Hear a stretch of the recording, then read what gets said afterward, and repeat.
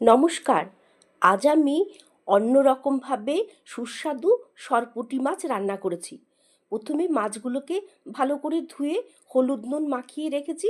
তারপর ননস্টিক কড়াইয়ে সামান্য তেল দিয়ে হালকা করে দুপিঠ ভেজে নিয়েছি।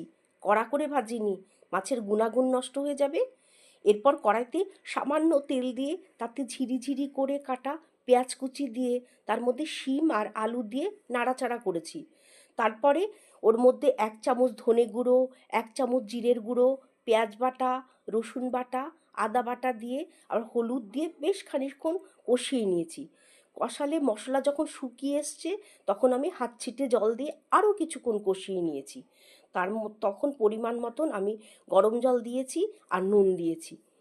আর সেই জল যখন ফুটে উঠেছে তখন আমি তার মধ্যে মাছগুলোকে আস্তে করে ছেড়ে দিয়ে জোরে আঁচে আমি 7 মিনিট ফুটিয়ে সুস্বাদু মাছের ঝোল তৈরি করে নিয়েছি।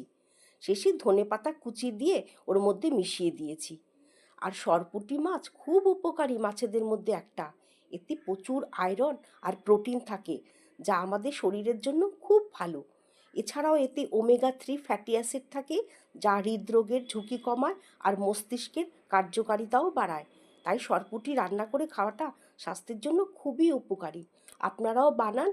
আর ভিডিওটি ভালো লাগলে প্লিজ লাইক, শেয়ার এবং সাবস্ক্রাইব করতে ভুলবেন না।